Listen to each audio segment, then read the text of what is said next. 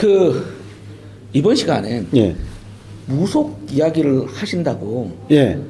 했거든요. 예. 무속이라고 하면 뭐 어떤 걸 이야기를 하실까요? 지금 이제 뭐 사실은 건진법사 그다음에 또 모두 천공 얘기가 나오면서 그다음에 한덕수 네, 한덕수 총리의 부인도 그렇고 계속 정권 내내 3년 동안 뭐 무속인 논란 뭐 무당 논란 뭐 이런 얘기가 많이 있었지 않습니까? 아, 징그러워 죽겠네요. 예. 그랬더니 이번에 한덕수 부인이 뭐 무속이 아니라 난 사주 명리 관상 공부를 했다 뭐 이렇게 얘기하는데 제가 사실은 예전에 아마 주역 한 800페이지의 주역도 한 20번 이상 읽고 네. 사주 관상 공부를 많이 했거든요. 네. 저도 이제 얼추 반풍수는 됩니다만 아이고, 저는 이게 순수하게 좀 학문적 관점과 철학적 관점에서 원래 주역이라는 것은 연구를 좀 했거든요. 철학이고 그렇죠, 그렇죠.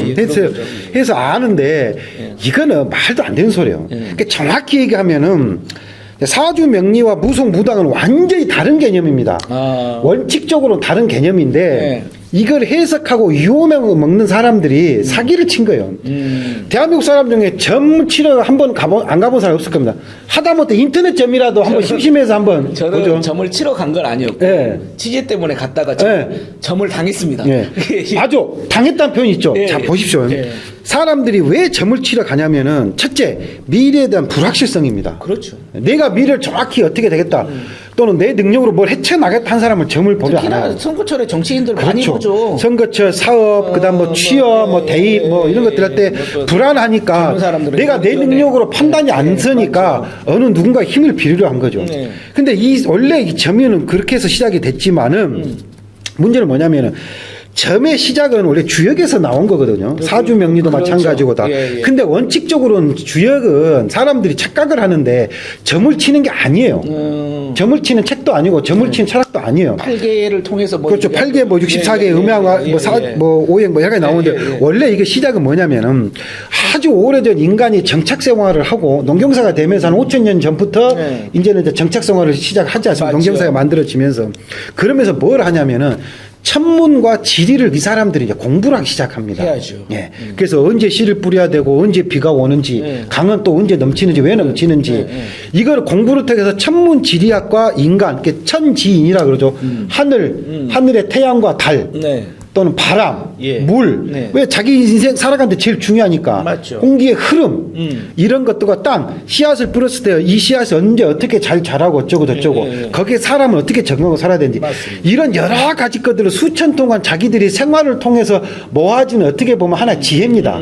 그래서 어느 시기가 되면 씨앗을 뿌려야 되고 어느 시기가 되면 겨울 준비를 해야 되고 어느 시기가 되면 뭐 장마가 시작되고 비가 많이 오니까 이걸 피할 수 있는 방법을 찾아야 되고 이렇게 해서 인간이 자연 속에 자연과 어우러지면서 어떻게 살아야 될 것인가. 농경 사회가 시작되면서 그렇죠. 그거에 대한 많은 부분들이 그 당시 책이 없다 보니까 어떤 성형 문자도 생기기도 하고 구두로 전달되기도 하고 그렇죠. 각골됐고 이런 것들이 쭉 오다가 공자 시대에 공자가 이걸 한번 정리할 필요가 있겠다. 공자가 쓴 책이죠. 그렇죠. 공자가 어떻게 보면 그동안 구선이나 또 돌아다니는 모든 것들 다 정리해가지고 어떻게 보면 하나 이제 정리를 한 거죠. 그렇게 해서 만든 것이 주역인데 거기에서 이제 뭐 그걸 가지고 이제 해석하는 사람들이 하는 거죠. 그래서 성경도 쓴 사람의 의도와 다르게 해석하는 사람들이 자기 마음대로 해석을 해갖고 이단이 생기는 거니까. 그렇죠. 해석의 시대가 됐죠. 그러다 보니까 이것도 인간의 길융화보, 흥망성쇠 모든 것은 주역의 역자가 바꿀 역자인데 이거 날 일과 해와 달이거든요. 그러니까 어떤 게 있냐면은 해가 뜨고 지고 달이 뜨고 지고 바로 이겁니다. 그러니까 세상은 이렇게 해서 계속 돌고 변한다. 그러니까 여기서 권력도 오래 영원한 권력도 없고 화무 11호처럼 꽃도 10일이면 지고 하는 것처럼 그래서 돌고 도는 이 변화의 흐름 속에서 내가 어떻게 살아가는 것이 가장 좋은 삶인가 이거를 보는 거지. 이게 변화의 흐름 또 변화의 중심을 찾는 것이지 이거를 가지고 점친 사람들이 인간의 불안한 심리를 이용해서 이용해 먹는 겁니다. 그러니까 제가 예를 들어서 점으로 사기를 치려면 딱 이러죠. 우리 나 기자님이 한번 점을 치러 왔어요. 그럼 저는 딱 보는 순간 그러죠. 점을 치러 왔다. 뭔가 불안하다. 이 사람이 이 나이 때 뭐가 불안할 것인가. 그럼 얼굴을 딱 보면서 왜 왔어 무엇이 그렇게 불안해. 내가 불안한 거 어떻게 알지? 이 생각을 하는 거죠. 그러면 이 50대 나이에 불안이 왜 불안하겠습니까? 뭐 경제적인 거를 그렇죠. 경제적인 내가 뭐 회사에서 그다음에 잘렸는데 이제 뭐 취업을 해야 되냐, 뭐 그다음에 사업을 해야 이제 되냐, 또 자식, 건강, 뭐 건강, 자식. 뭐 이런 거 요거죠, 보는 거죠. 요거죠. 그럼 딱 낯빛을 보니까 대충 건강한 것 같아. 그 본인 문제는 아닌 것 같아. 그럼 저 사람 뭐지? 그럼 딱 먼저 본인 물어봐. 인생이 참 힘들지. 아 힘드니까 당연히 점집 오지. 아, 로또 맞은 사람이 점집 가겠습니까? 맞죠. 그러면 이 사람은 심리적으로 뜨끔해요. 저 사람이 뭔가 나를 알고 있구나. 그 본인이 떠봐. 예, 뭐 사회생활이 이렇게 힘들고 그러지. 그럼 왜 어떻게 하죠? 저 사회생활 힘들어요. 이렇게 참 이렇게 회사 생활이나 사업이 그렇게 두 가지 다 이게 쉽지는 않아요. 맞아요. 제가요 회사가 너무 힘들어요. 회사구나. 그럼 아이고 임원 승진 못됐구나. 이제 잘리는 모양 날게. 왜 회사가 당신 능력을 인정 못해? 맞아요. 당신 잘 맞아요. 뭐 이렇게 하는 거예요 이게. 예.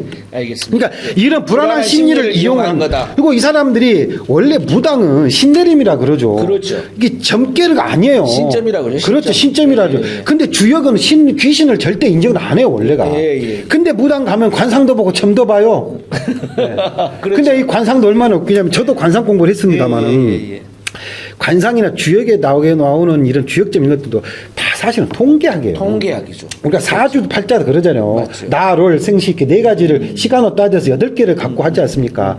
이것도 뭐냐면은 다 통계학의 통과. 왜? 지나간 거를 놓고 하기 때문에. 그렇죠. 예. 그러니까 사실 웃긴 게 사주 명리나 주역을 공부한 저도 제 자신의 주역점을 점을 친다는 건 표현은 아니지만은 나로 생시를 놓고 쭉 흐름을 봐요.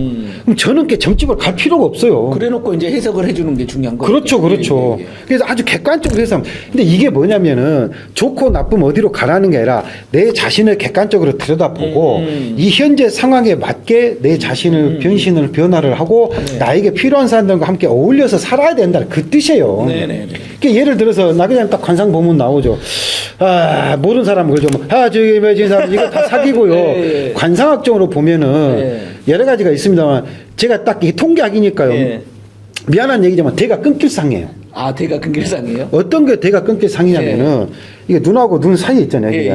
여기가 이렇게 가로로 이렇게 쭉 줄이 있는 사람이 있어요. 딸이 많거나 대가 끊긴다면 아들이 없다는 거죠. 딸이 많거나 뭐 예를 들면 그런 거. 또 미간이 넓은 사람들이 있어요. 여기 사이에. 그런 사람은 주로 이제 정이 많고 또 이제 콧대가 높다 그러죠. 요 콧대가 높은 사람은 뭐 자존심이 센다. 그 눈이 가늘고 이렇게 쭉 펴져 있는 사람들은 무의 리더십의 기질이 많다. 뭐 예를 들면 이런 거.